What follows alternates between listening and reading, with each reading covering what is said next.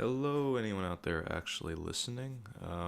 Today I'll be just discussing a few things that have been on my mind lately, and mainly it's just to get these things, kind of vented and off my chest. But if anyone out there actually enjoys this, stick around, comment, because I will make more, because it's pretty easy. So, the main thing I really want to be discussing today is kind of a gender dynamic thing. I think in kind of the point we are in this Western, first world country society where we live in abundance, the gender dynamic has, I feel like, at least from where it was traditionally, has been kind of derailed. It's just kind of interesting to take note of things I see and discuss it. Just phenomenon that I've witnessed. Now, some of the things I will say, I will speak in some generalities, but realize that everything is on a distribution. I do know that it could largely be my own anecdotal experiences that leave me with a skewed impression of women or men in a broad sense, and I might just be completely off base. So if I am, tell me and leave a comment. But what I want to talk about, well, the first thing I want to talk about is actually relating to some videos I've been watching. It's this YouTuber by the name of Heed and Succeed. I'm just gonna look at his channel, and He Didn't Succeed talks about men, and a lot of times he talks about men who get rejected, men who just don't have that much success with women, and some of the feelings it can give, and how to cope with that and how to overcome it. Now, it seems like in nature in general, men propose, women dispose. Stefan Molyneux has said that before, and I largely agree. It seems to be how it is, just because women have fertility, they have that inherent value in terms of their biological functions, where men are just kind of, drones who can be, lined up or slaughtered, and you can survive with 10 women and 100 men, but what is it? No, I'm sorry. It's you can have an abundance of men and a shortage of women, and you're screwed. But the inverse, a lot of women and very few men, and you're fine. Whatever your tribe or your society is fine. So, yeah, just to frame why it seems that in general in society, women are kind of ogled. They're kind of like a prize almost, at least from the male perspective. I think it's also because of just the general higher male sex drive. It's just because of the kind of, I wouldn't say worshiping, but just kind of the pining for feminine attractive traits, for males especially. So what's weird is kind of what happens. It seems that men, especially men who get rejected, base their self-worth on the approval of women. You'll see a lot of guys preening and just primping and being extra diligent with how they're perceived and their clothing and their money and the kind of car they wear. Wealth also attracts women, and it's all for the approval of women. It's all for the approval of the female. And it's weird because this video channel kind of it's a little bit of a, it's not resentful. This guy isn't resentful. He's just simply saying some guys ain't that attractive. Women, some guys, women just don't see romantically or physically. They couldn't see themselves being physically intimate with, and you're kind of, and you're kind of screwed. You just have to deal with that fact. And honestly, from what I'm saying, my differing perspective is I don't see the opinions of women on a man that valuable, for various reasons, and I'll get into them. But honestly, I don't really get it. It's like, look at the person on the left or right of you. It doesn't matter if they're a man or woman. They have their shortcomings. They have their imperfections, and just because they have the compatible genitalia or they're attractive doesn't make them any more valuable. Honestly, some of the most stupid people I've met, and this is just in my experiences, have been attractive people. I don't know why that is. Maybe there's some correlations with high intelligence and neuroticism and less physical attractiveness. I honestly don't know. That's kind of the stereotype, isn't it? But that aside, I just I don't know. It's I think that women aren't as socially capable as a lot of men. And though men do have, more autism, I think in terms of progressing conversation, being humorous, and so on and so forth, I think this attitude with especially attractive women, not so much with unattractive women. They're mostly self-aware, but even sometimes the ugly ones, they kind of come to you, right? And they have this like, oh, hey, I'm a female. Like I have a low cut shirt and I have my tits out. Please, ogle me and be enamored. And I'm just sitting here like, that is true. And yeah, those are some nice tits, but I really don't care to be around you because it seems like you think the fact that you're attractive justifies you being just an uninteresting, boring person who hasn't contemplated a deeper, topic or anything kind of more existential or, emotionally literate in like months or years. You're just completely. It's like you're an NPC from one of those games that just repeats the same shit over and over in different contexts. It's just not a very valuable human being on a deeper level, and they think that it's just so strange for them to think that because they're attractive, they have this inherent value to them. And these are the people that you base your self-value, your self-worth on. These are the women. Now that's not to speak to all women. I'm sure hashtag not all women. I'm sure there's some who are perfectly intelligent, perfectly beautiful, can have a deeper philosophical discussion. I'm sure they exist. I've met them. They do exist. But the attractive ones, I think it's because of and attractive people. Same goes for guys. I think they, to some extent, people who are idiots, people who actually think being attractive is like this massive virtue. And just to give you some context, I'm like an average looking guy. I've fluctuated in weight. When I'm like 180, I'm probably like a 7 or an 8. 6 on my worst days. When I'm like, right now I'm like pretty heavy, so 5 or 6. That's, and it's weird. When I would be a 7 or an 8, when I have the fresh cut and the cut weight and the muscles, from going to the gym, people would generally treat me better. People would hold doors open for me, women included. People would smile at me more. People would be nicer to me. So I think there is like a social pressure on you if you're ugly to say something funny, man, or be interesting or, provide something of value. And this kind of gets into the nature of relationships and how relationships really work, because there's kind of the the sparkly rose tinted glasses way of looking at what's it called. It's all about meaningful interactions. It's reality half the times no, it's about you want something out of a relationship, and whether that thing be shallow like sex or meaningful like wisdom or deeper discussions or help with reflection and self-assessment emotionally, in terms of your state of being. You want something, and it's a selfish desire, but what was oh god, lost my train of thought. Nature of relationships. Just fucking rambling at this point. I'm just a fucking madman. But oh god, what was I talking about? I'll just fucking keep going. How often do you ask yourself? It's kind of like the whole quote with JFK or whatever. What your country can do for you, what you can do for your country, not what your country can do for you. I kind of think it's the same with relationships. I think a lot of the times people just think, what can I get out of this, and not what can I do for this person, how can I help this person. I think, and that's okay, selfish motivations are healthy. I think it should be a mixture. But, I think proactively thinking, how can I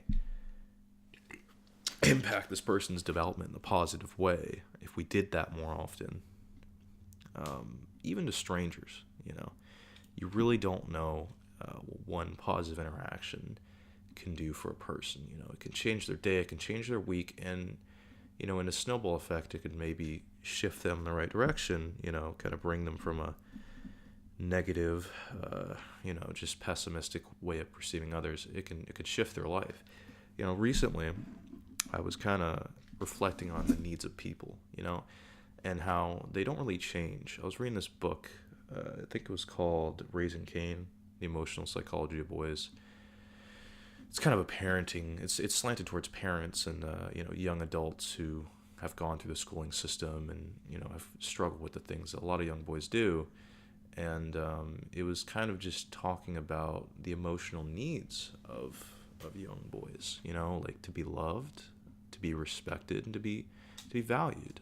And I was thinking, doesn't everyone have those needs? Don't we all have those base human needs, emotional needs? And I think to one person to another it differs. How much that's necessary to their ability to function. I think in your formative years it really defines how much of an emotionally open or closed off person you can be, especially if there's abuse or neglect.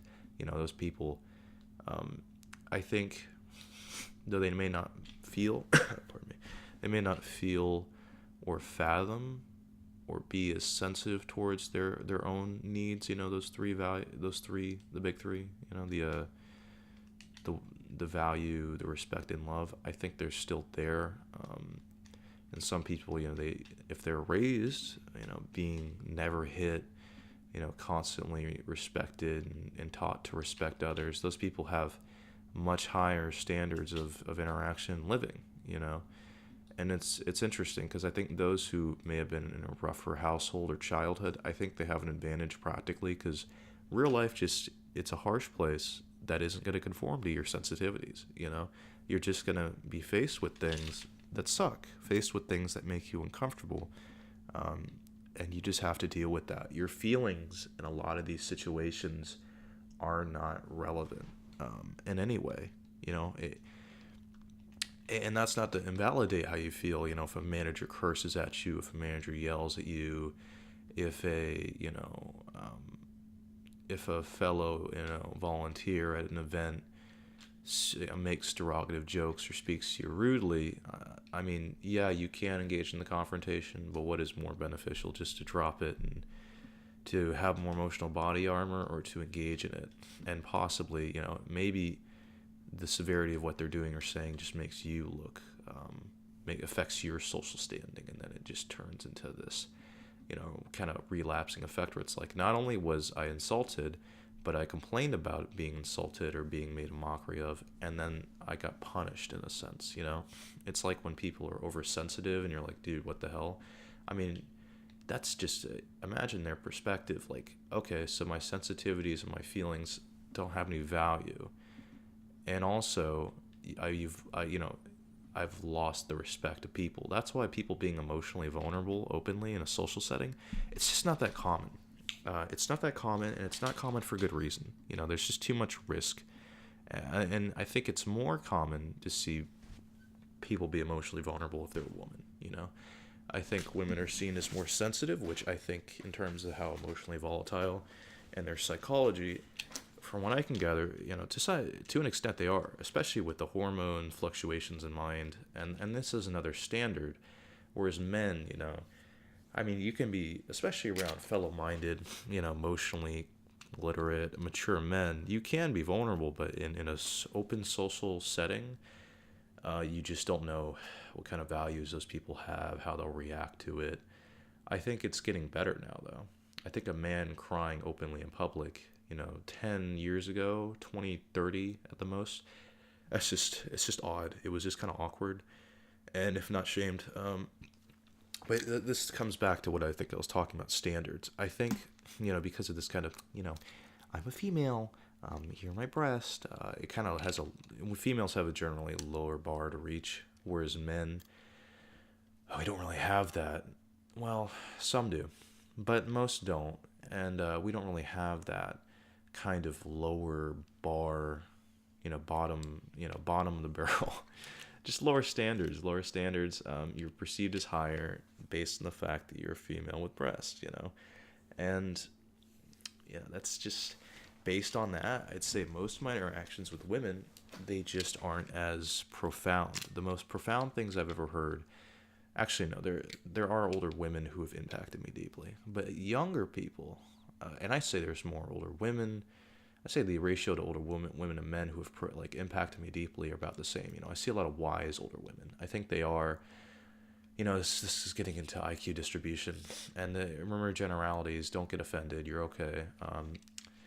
Generally speaking, women have more average intelligences, whereas men are more scattered. They have like very low, and very high highs, but very less in between, very less like average. And I feel like that's why, in my general experiences, and this is anecdotal, obviously, um, women have older women have affected me and said profound things, very simple things, but profound things that have I just stick with me, and so have men, but largely older women. But younger people, I don't know. I just feel like in this age of technology and social media, I hate to just be like another shitting on millennials, screw millennials, kind of person.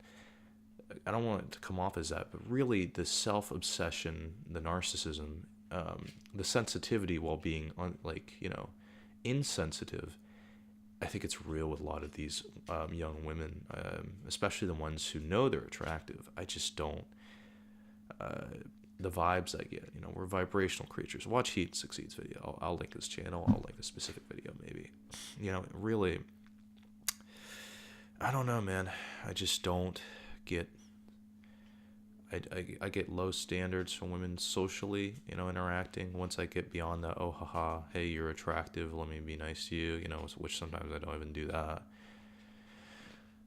Socially, I just don't have as much wit. I don't receive as much humor or intrigue from interacting with women. It just doesn't really happen that often, and that is just my experience, though. But when it does happen, just to a lesser degree than with unattractive men. The most hilarious, if you want to talk about hilarity, I think guys, honestly, I think men, and even with comedians, I think men. Maybe it's because, and I've heard this before, that we've talked about the repression of emotion in social settings and in general in life. Maybe because men, it's just not looked at the same as a woman being openly emotional, and they just have to kind of cope with the fact that your feelings aren't really relevant. Maybe the humor is a coping mechanism. Maybe if men, and maybe that is a change in these coming years, that if men become more vulnerable, they'll like kind of lack some of these developmental influences that make them more humorous as well. Honestly, because humor is it's a medicine, and maybe men just need more of that medicine to function. I'll tell you, I have many little sisters, and I hear them shoot the shit. Some of them are high schoolers, and versus me and my friends shooting the shit. When it's me and my guy friends, it's just shooting, like spewing jokes and cracking humor, horrible jokes too, 24/7. There's really no chill. It's like meaningful conversation, and in the midst of that will like flow with like just lowbrow, like jokes filled with lots of derogatives and racial slurs. So yeah, maybe that's just kind of male behavior in general. But that's just my estimation. I'm sure there's plenty of hypersensitive males out there who think they're morally superior to all us shit talkers. But yeah, that's just kind of what I wanted to discuss today. This was a long one. This was 18 minutes. I think I'm going to leave it off here. If anyone actually enjoyed this for whatever reason, then leave a comment, or not, or just, not impact me and pray that I decide on making another one. Honestly, I think that these videos are really stupid. I'm kind of skeptical towards them, but if anyone enjoys these, then I'll make them. If there's one person out there who leaves that comment, I will take the effort. I'll make another video. Probably won't be as interesting as this, but yeah, I'll talk to you guys later.